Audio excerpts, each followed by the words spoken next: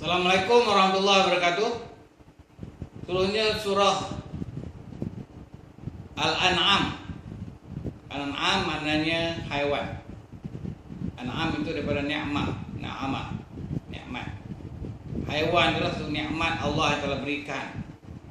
Dicerita di sini dalam surah ini, haiwan itu dagingnya hewan ternakan itu yang halal, dagingnya boleh dimakan. Kulitnya dibuat namanya sebagai khemah, bulunya dibuat baju, dan juga buat tunggangan. Pada zaman itu tunggangannya adalah menggunakan unta, keldai, dan kuda. Dalam konteks sekarang, sunnah ini dah berubah dengan menaikkan kereta mirror, power drive, Pajero, dan kereta yang lajunya adalah Mercedes. Ini perkembangan zaman mengikut perubahan sains dan teknologi modern.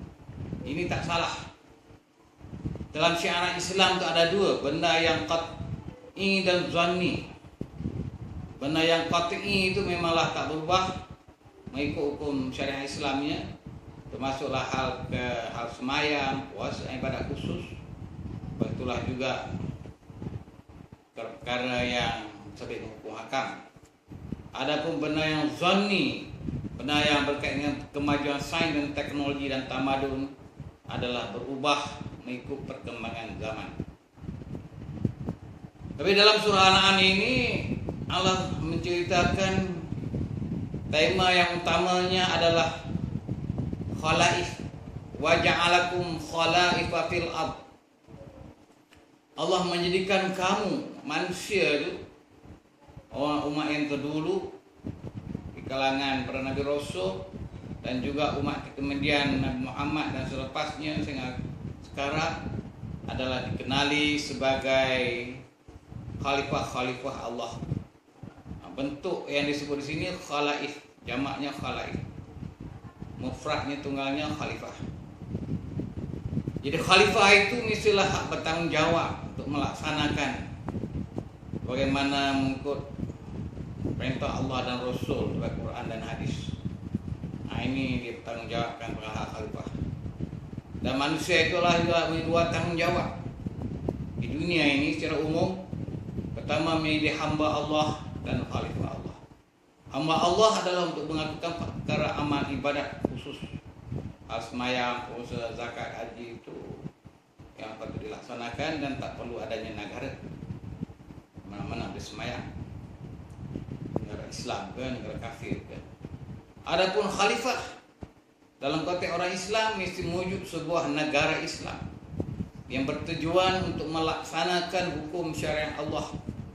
Hukum syariat Allah ini tidak dapat dilaksanakan sepenuh, khususnya masalah hukum hudud, mestilah wujud dalam sebuah negara. Pemerintah yang di bawah berada dalam khalifah atau kepimpinan dalam kepimpinan Islam yang memperjuangkan dan mendaulatkan hukum syariat Allah Subhanahu wa taala. Di dalam konteks surah Al-An'am ini, pada peringkat awal, tengah, dan akhir, mengingatkan manusia supaya berpegang dengan kitab Allah, khususnya ajaran Al-Quran.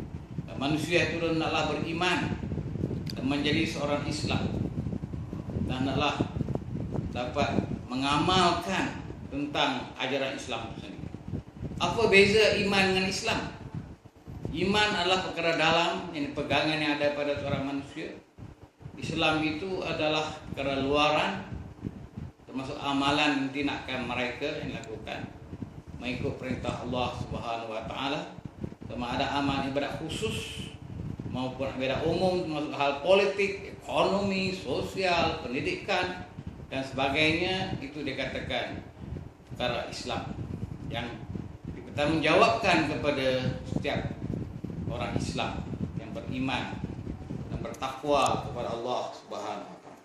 Inilah di antara isi yang penting yang terdapat dalam surah Al-An'am. Selain itu, dalam surah ini juga Allah mengingatkan bahawa setiap amalan yang baik itu dibalas 10 pahala. Malahkan dalam surah ada hadis Nabi mengatakan sampai 700. Sedangkan perkara kejahatan, satu kejahatan dibalas satu kejahatan.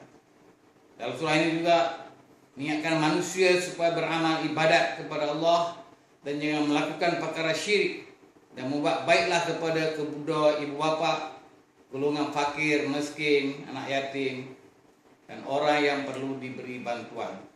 Ini perkara yang hubung kait dengan hak tanggung jawab sebagai manusia itu, sebagai menjadi khalifah Allah di dunia.